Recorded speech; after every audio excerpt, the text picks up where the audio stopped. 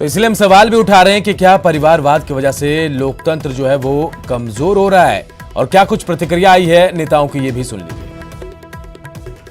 वो परिवार मानते हैं और राजनीति करने वाले सबको अधिकार है।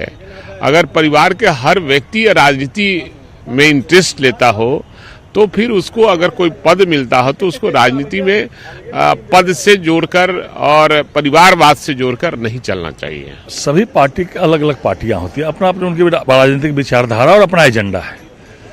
लोक जनशक्ति पार्टी के बारे में लोक जनशक्ति पार्टी के नेता बतावेंगे, हम भारतीय जनता पार्टी के बारे में बता सकते हैं। जनता दल ही परिवार बेस पार्टी नहीं है। यहाँ सब कार्यकर्ता को मान सम्मान मिलता है और बाकी जो दूसरी पार्टियां हैं वो उनके अंदरूनी बात है, उनका आंतरिक मामला है।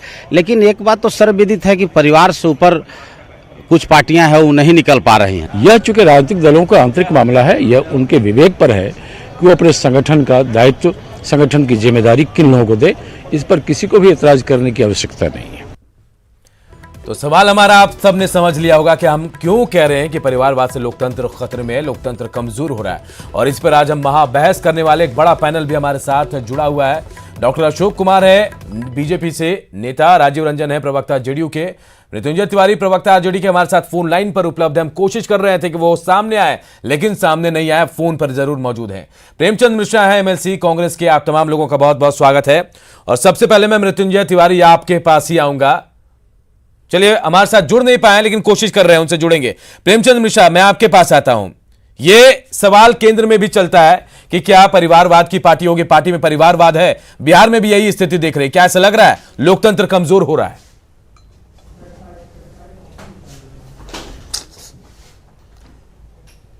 मैं इसे इस रूप में नहीं मानता कि इस तरह के परिवारवाद जिसको आप कह रहे हैं उस वजह से लोकतंत्र कमजोर होता है। लोकतंत्र तो कमज़ोर होता है अगर आपकी अभिव्यक्ति पर रोक लग जाए, आपके मौलिक अधिकारों का हनन हो, आपके धरना प्रदर्शन करें तो आपके ऊपर मुकदमा दर्ज हो जाए। ये तमाम चीज़ें लोकतंत्र को कमज़ोर करती हैं। लेकिन अगर किसी राजनीतिक दल ने या किसी नेता ने अपने संगठन में अपने परिवार से जुड़े लोगों को अगर वो जगह देते हैं और बाहर के लोगों के लिए बंद करके रखते हैं तो वो उस पार्टी का फैसला है। मैं समझता हूँ अगर राज्य की जनता, देश की जनता अपने वोट के द्वारा ऐसे नेताओं को चुनकर विधानसभा में, लोकसभा में भेजती है तो लोकतंत्र है ना। अगर आपको पब्लिक का मैंडेट मिल गया तो फिर परिवारवाद क्यों कहते हैं उसको? ये आम जनता का फैसला है। तो मैं इसे परिवारवाद के रूप में नहीं मानता। हाँ, अगर परिवारवाद में वो लोग जिन्हें जनता नकार रही है, जो चुनाव हार जाते हैं, फिर भी उन्हीं को आप आगे रख रहे हैं, तो आप कह सकते हैं। लेकिन मैं नहीं मानता किसी राजनीतिक दल के अपने संगठन से जुड़े फैसलों को लेकर सवाल किए जाए। ये उसका नेतृत्व तय करता है। अगर उसका लीडरशिप तय करे तो इस पर बाकी लोगों को क्यों एतराज होगा? चलिए, मैं पार्टी अछूती है क्या? बिल्कुल, थोड़ा कम, थोड़ा ज्यादा, प्राय जितनी राजनीतिक दल है इस देश में, सब के सब इस चीज से परेशान है। राजीव रंजन, मैं आपके पास आना चाहूंगा। आपने सुना प्रेमचंद मिश्रा क्या कह रहे हैं। ये नहीं मानते कि लोकतंत्र कमजोर होता है इससे। क्या ऐसा नहीं है कि पार्टी परंपरा जो है, परिवार पार्टी की परंपरा बिहार में बढ़ रही है? देखिए, जिस तरह से आपने अपने इंट्रो में ये बताया कि रामविलास पासवान, नीतीश कुमार, लालू प्रसाद यादव, ये बड़े जो कद्दावर नेता आंदोलनों के गर्भ से बाहर निकल आए और बगैर किसी पारिवारिक पृष्ठभूमि के, धनबल के, जातीय शक्ति के इन्होंने अपनी एक पहचान बनाई और कहीं ना कहीं लोकनायक जयप्रकाश नारायण, डॉक्टर राम मनोहर लोहिया की विचारधारा को आगे बढ़ाने का काम किया। आज अगर परिवार पोषित राजनीतिक दल चाहे भी तो इस कद के बड़े नेताओं को तैयार कर पाना उनके लिए आसान नहीं होता है। इसलिए कि अवसर जब भी परिवार के अंदर ही आप लोगों को देंगे तो जिनके अंदर संभावनाएं हैं राज्य का नेतृत्व करने की या देश का नेतृत्व जो कर सकते हैं, वैसे नेताओं को कई बार अवसर नहीं मिल पाता है। अब अगर योग्यता है और परिवार में आपको एक मौका मिला, आप निकल कर क्या है, आपने खुद को साबित कर दिया, तब तो एक अलग बात है। लेकिन तेज प्रताप जैसे लोग राजनीति में आए, सिवाय इसके कि लालू प्रसाद जी के वो सुपुत्र हैं, और ऐसे अनेक उदाहरण हैं जिनके पिता माता की पृष्ठभूमि को अगर किनारे कर दें, उनकी खुद की योग्यता कुछ भी नहीं है, और समय आने पर ऐसे लोगों की वजह से पार्टी और राज्य दोनों का नुकसान होता है। चलिए, मैं डॉक्टर अशोक का आपके पास आता हूं। आप क्या राय रखते हैं, क्योंकि आपकी पार्टी में तो नहीं, लेकिन हाँ आपके सहयोगी जो हैं उन पर भी ऐसा आरोप लगता है। देखिए अनूप, हमारा मानना है कि लोकतंत्र में, खास के भारतीय लोकतंत्र में, दो तरह से पार्टियों का स्वरूप है। एक तो कि जैसे बॉटम अप कोई आया, जैसे बीजेपी पार्टी है, बॉटम अप है, उसमें एक लेवल पे बहुत से लीडर हैं, उसमें शायद लीडरशिप की बात थोड़ी मलिन होती है, थोड़ी कम होती है। और कुछ पार्टियां हैं जो टॉप डाउन होती हैं, जैसे वो बी हाइव का स्ट्रक्चर लेती हैं, एक लीडर के चारों तरफ वो लोगों का आपस में एक दूसरे के प्रति प्रतिस्पर्धा दिखाकर जो चापलूसी करने की बात कहते हैं। परिवार वाली पार्टियों का यही स्वरूप है। और मेरा मानना है कि किसी भी तरह से ये परिवार वाली पार्टियां जो हैं, वो चूंकि प्रॉपर टैलेंट को आगे नहीं लाती हैं, जैसा हमारे मित्र ने कहा, राजीव जी ने कहा, इसलिए जो कॉन्सेप्ट है डेमोक्रेसी का निश्चित रूप से कमजोर होती है।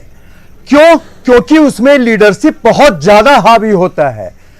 और अब जैसे अभी हम देखें कि एक राष्ट्रीय कार्यकारिणी आई आरजेडी का, उसमें एक ही परिवार के 5 आदमी आ गए। मैं नहीं कहता हूं, बहुत से लोग मिलकर एक कार्यकारिणी बनाते हैं, लेकिन अब केवल एक परिवार के रहने के चलते किन्हीं लोगों को अगर उसमें सहारा मिले, तो ये किसी भी तरह से डेमोक्रेसी आप इसे गलत मानते हैं डॉक्टर अशोक? नहीं करे, पूरी तरह से गलत मानते हैं। लेकिन आपके एक सहयोगी पार्टी एलजेपी, वहां भी बिल्कुल इसी तरह का खाका आपको मिलेगा। मैं आपको एक बात बता रहा हूं अनूप जी, आपने पार्टियों के स्वरूप के बारे में हमसे चर्चा की। आप अगर हमें गवर्नेंस की बात कहेंगे, फिजिबिलिटी ऑफ गवर्नेंस की बात करेंगे, तो वो एक अलग मुद्दा होगा। लेकिन एज बीजेपी पर्सन इसको हम पूरी तरह से नकारते हैं और बीजेपी और डेमोक्रेसी का एक ब्लैक स्पॉट मानते हैं। चलिए, प्रेमचंद मिश्रा, कार्यकारिणी पर सवाल उठ गए कांग्रेस के। हालांकि हमने कोशिश की थी कि कांग्रेस के प्रवक्ता हमारे बीच आए, लेकिन आने से मना कर दिया उन्होंने। मैं सवाल आपसे ही लूंगा। प्रेमचंद मिश्रा, आपने सुना कि क्या तरीका बताया जा रहा है? आप भी सहयोगी हैं आरजेडी के, जिन पर आरोप लगता रहता है, क्या ये वाकई सही है? क्या परिवार से बाहर कोई बड़े नेता, कद्दावर नेता नहीं मिलते हैं?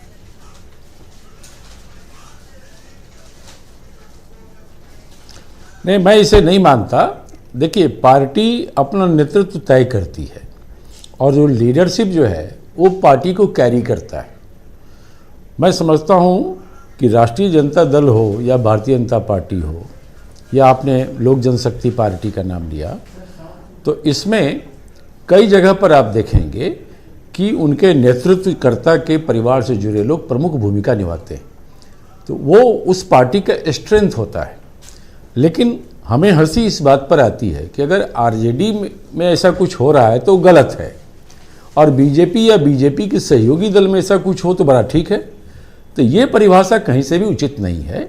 मैं समझता हूँ किसी भी दल में राजनीतिक कार्यकर्ताओं को आगे लाने चाहिए, उन्हें भी मौका मिलना चाहिए, लेकिन पार्टी को कैरी करे, क्राउड पुलर हो, लोगों का भरोसा हो, वो अगर परिवार पर है तो कहीं ना कहीं उस परिवार के प्रति लोगों की आस्था है, तभी तो है। रामविलास जी चुनाव जीतते हैं, उनके भाई पशुपति पारस जी जीत जाते हैं, उनके छोटे भाई रामचंद्र पासवान जी स्वर्गीय हो गए, वो जीते थे, अब उनके लड़के बाई इलेक्शन में जीत गए। चिराग जी जीते हुए हैं, चिराग जी अभी लोजपा के अध्यक्ष भी हैं। अब इसको अब क्या कहेंगे? जनता ने चुनकर भेजा है, आप इस पर उंगली कैसे उठा सकते हैं? पब्लिक का एक्सेप्टेंस और मैंडेट मिला है। तो वही स्थिति राष्ट्रीय जनता दल में भी है। वहाँ लालू प्रसाद जी, उनका परिवार ही नेतृत्व करता है और वो पार्टी का स्ट्रेंथ है वो चीज़। तो मैं समझता हूँ इस पर किसी को भी आपत्ति नहीं होनी चाहिए। अगर कोई आलोचना करता है तो फिर वो तमाम लोगों पर आलोचना होनी चाहिए, जो एक जगह सिर्फ आंख मूंद लेते हैं, दूसरी जगह आलोचना करते हैं। तो ये नहीं होता। लेकिन सबसे बड़ी चीज़ है उस पार्टी की सिद्धांत क्या है, उसकी नीतियाँ क्या हैं, और किस आधार पर राजनीति करती है वो ज्यादा महत्वपूर्ण है। देखिए, एक रिपोर्ट हमने दिखाई थी प्रेमचंद मिश्रा, आपने अगर देखा होगा उसे, तो हमने समझाने की कोशिश की थी जो तमाम लोग हैं, रामविलास पासवान है, नीतीश कुमार है या फिर लालू प्रसाद है, तमाम लोग निकल कर आए थे लोकतंत्र बचाने के लिए, लेकिन यहां ना तो मेहनत करनी पड़ रही है ना कुछ भी नहीं, लेकिन उन्हें मिल रहा है सब कुछ। तो ऐसे बचेगा लोकतंत्र?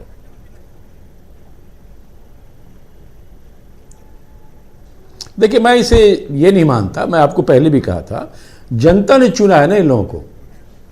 लोकतंत्र ये है, डेमोक्रेसी में पब्लिक किसको चुनती है, तो जनता ने चुनकर भेजा है। आप कैसे सवाल उठा सकते हैं? क्या लोगों को पता नहीं कि रामविलास जी के परिवार के 4 आदमी, 5 में से 4 आदमी उसी परिवार के मेंबर ऑफ पार्लियामेंट हैं? पब्लिक ने चुना है। अब पब्लिक को हम दोस्त तो नहीं ठहरा सकते। पब्लिक ने चुना, लेकिन पार्टी में तो आप खुद चुनते हैं, रूल आउट नहीं कर अपने परिवार के लोगों को खुद चुनते हैं पार्टी में, संगठन में कौन कहां रहेगा क्या रहेगा ये तो आपके अपने बस में है। हाँ बिल्कुल। तो हम अपने पार्टी नेतृत्व को, जिससे हमारा पार्टी के प्रति आकर्षण बढ़ता है, जो पार्टी को कैरी करता है, जिसके नाम पर लोग आते हैं, जिसके नाम से लोग वोट डालते हैं, वो अगर किसी परिवार पर भरोसा लोगों का है तभी तो करते हैं। पार्टी के कार्यकर्ता क्यों, जैसे हम लोग कांग्रेस में हमेशा बोलते हैं कि हमारा नेतृत्व सोनिया जी करेंगी, राहुल जी करेंगे, प्रियंका जी करेंगे, वो हमारा स्ट्रेंथ है, हमारा कमिटमेंट है। हम इस चीज़ों को नहीं मान सकते, वो हमारी आस्था है, इस पर कोई दूसरा सवाल नहीं खड़ा कर सकता। ये हमारा हक है कि हम किसी अपना नेता चुने।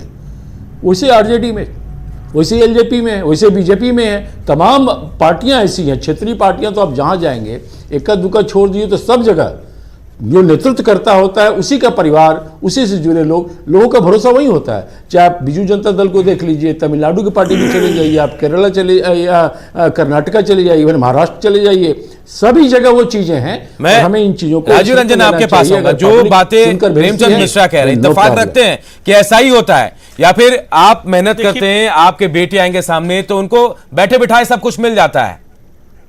देखिए, मुझे तो गर्व है कि मैं एक ऐसी पार्टी को रिप्रेजेंट कर रहा हूं आपके बहस में, जो पूरी तरह से लोकतांत्रिक तरीके से चुनी हुई पार्टी है, जिसके नेतृत्वकर्ता बिहार आंदोलन के गर्भ से उपजे हुए नेता है, जिनके मूल्य, जिनके विचार, जिनका दर्शन, जिनकी विचारधारा आज भी करोड़ों लोगों को आकर्षित करते हैं।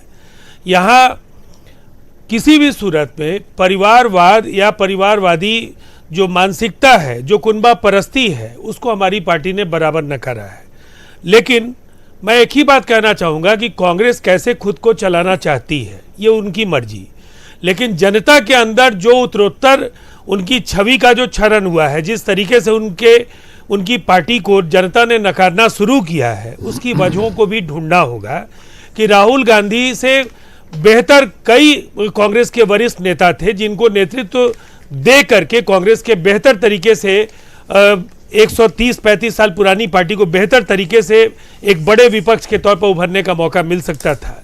लेकिन परिवारवादी पार्टियों में ये परेशानी है कि जिस तरह से कोशिश करने के बाद भी, राहुल गांधी के कहने के बाद भी कांग्रेस कोई विकल्प उनका नहीं ढूंढ पाई आज तक, तो जो एक मानसिकता है उससे उबर पाना कांग्रेस या राजद या इस तरह की पार्टियों के लिए आसान नहीं है।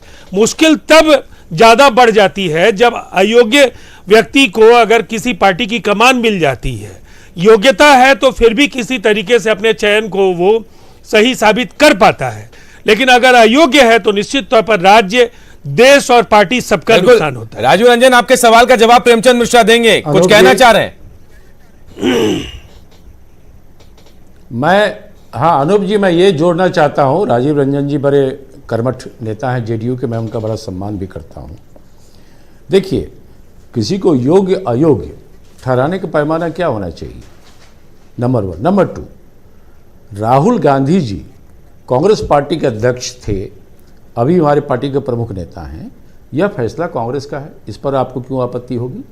वो हम तय करेंगे ना कि हमारा पार्टी का लीड कौन करेगा। विचारधारा किसकी मजबूत है? क्या राहुल गांधी ने कभी इधर कभी उधर का लाइन लिया है?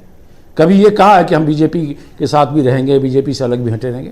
यह कौन सी विचारधारा है कि आप चुनाव लड़ते हैं भारतीय जनता पार्टी के खिलाफ और फिर बीजेपी से मिलकर सरकार में शामिल हो जाते हैं? यह विचारधारा है किसी नेता की? हम कहें कि बहुत अच्छे करोड़ों लोगों को आकर्षित करते हैं। अभी गांधी मैदान में कार्यकर्ता मीटिंग हुआ, चंद हजार लोग भी नहीं आ पाए सरकार में रहने के बावजूद। ये सब बात छोड़ दीजिए। लीडर की विश्वसनीयता एक होती है जो महत्वपूर्ण होती है। जो नीतीश जी ने खोया है। आम जनता में आपकी क्रेडिबिलिटी होनी चाहिए। मैं मानता हूं कि उनका परिवार राजनीति में आज सक्रिय नहीं प्रेमचंद है, जी आप ये मैं बड़े मानता हूं। नेता हैं, लेकिन आज परिवारवाद सच्चाई पर है ही कि बात सैद्धांतिक कीजिए। आधार पर आपके बाकी सवालों का भी जवाब मैं दूंगा। एक मिनट, कभी भारतीय जनता पार्टी के साथ, कभी राष्ट्रीय जनता दल के साथ, कभी कांग्रेस के साथ, यह कौन सी राजनीति है भाई? पॉलिटिशियन का, पॉलिटिकल अनूप पार्टी जी, का आइडियोलॉजी होना चाहिए। अशोक जी की जो अनुमति से ideology मैं पर जो केवल खड़ा 30 होता है, सेकंड वही लीडर लूंगा। अच्छा है। बिल्कुल बिल्कुल, राजीव रंजन जवाब दे दे, फिर मैं अशोक जी के पास आता हूं। देखिए, मैं अवसरवादिता की पराकाष्ठा मानता हूं। कांग्रेस से बेहतर कोई एक पार्टी हो नहीं सकती है। इनका केरल में जिनके साथ अलायंस है, ये सेक्युलर पार्टी है, सो कॉल्ड सेक्युलरिज्म इनका जो है, उसकी असली देख लीजिए क्या है उसकी सच्चाई। केरल में केरल नंबर 1 जो अलायंस की पार्टी है इनकी है, नंबर 2 पर केरल में वहां की इंडियन यूनियन मुस्लिम लीग है, और तीसरे नंबर पर केरल कांग्रेस है जो क्रिश्चियंस की पार्टी है, और ये सेक्युलर पार्टी है। ये भ्रष्टाचार, परिवारवाद, कुनबा परस्ती से उभर नहीं सकते हैं, और नीतीश कुमार जी को नसीहत दे रहे हैं। नीतीश कुमार जी की वजह से इनके 27 एमएलए आ गए। और मैं एक बात कहना चाहूंगा, जनता ने मैंडेट तेजस्वी यादव को आईआरसीटीसी से बचाने के लिए नहीं गठबंधन दिया। के चलते आया। लालू यादव के भ्रष्टाचार पर पर्दा डालने के लिए नहीं दिया। नहीं हुआ रहता कांग्रेस 2015 में, को अपनी मनमानी करने के लिए नहीं दिया गया था। कांग्रेस के नेता को नीतीश कुमार जी ने जाकर कहा था दिल्ली में, राहुल गांधी जी को नीतीश कुमार जी ने खुद कहा था कि आप ऑर्डिनेंस फाड़ने वाले नेता हैं, आपके लिए ये समय है कि आप तेजस्वी यादव पर निर्णय लें। लेकिन वो निर्णय नहीं ले पाए, जिसकी वजह से जनता दल यूनाइटेड को महागठबंधन से अलग निकलना पड़ेगा। और ये सच्चाई आपको समझना पड़ेगा। 2015 का चुनाव क्या था? कांग्रेस, आरजेडी, जेडीयू मिलकर चुनाव लड़ी और हमने बीजेपी को परास्त किया था। और इन्होंने बिहार के लोगों ने भाजपा को सत्ता से बाहर करने के लिए वोट किया था। सत्ता में बीजेपी को लाने के लिए वोट नहीं किया था। कांग्रेस का जीर्णोद्धार नीतीश जी ने उस बात को कहीं न कहीं बिहार की जनता को उस मैंडेट के साथ छलने का काम किया है। उस मैंडेट का मैं आप दोनों को रोकना चाहूंगा, प्रेमचंद मिश्रा, राजीव रंजन, मैं आप दोनों को रोकना चाहूंगा। डॉक्टर अशोक काफी देर से खामोश है, उनकी बारी नहीं आ पा रही है। डॉक्टर अशोक, अगर प्रेमचंद मिश्रा की बातों को सुना होगा तो आरोप बीजेपी पर भी लगा था।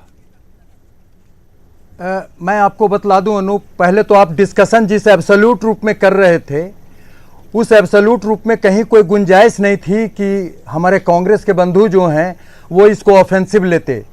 और इन्हें तो सेल्फ इंट्रोस्पेक्शन का टाइम आ गया है कि जिस तरह से परिवारवाद के कंपल्सन के चलते कांग्रेस आज इस रूप में पहुंची है कि लगातार 2 पार्लियामेंट्री इलेक्शन में 50 का आंकड़ा नहीं छू पा रही है।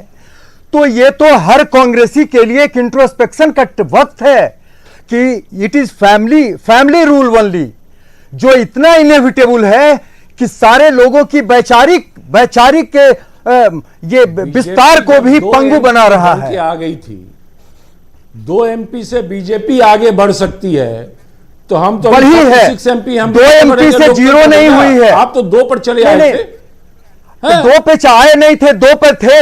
2 से हम इतना बड़ा हो गए हैं। 46 एमपी हमारा है। उसके पीछे हमारी वैचारिक प्रबुद्धता है कि हार पर अगर बहुत बहुत शुक्रिया। आपके हार पे नहीं, आपके हार को एनालाइज आप तमाम लोगों का डिबेट में शामिल होने के लिए बहुत बहुत शुक्रिया। तो परिवारवाद से बिहार में लोकतंत्र कमजोर होगा, इस सवाल पर हमने एक पोल भी कराया और इस पोल के जरिए लगभग 79% लोग इस सवाल का जवाब हाँ में दे रहे हैं, जबकि 21% लोगों का जवाब नहीं है। तो जो लोग मान रहे हैं कि हाँ ये सवाल सही है और इसका असर होगा, कमजोर होगा लोकतंत्र, उनके लिए ये बात सोचने वाली बात है। आज महाबहस में फिलहाल इतना ही, मुझे दीजिए इजाजत, कल फिर हाजिर होंगे हम।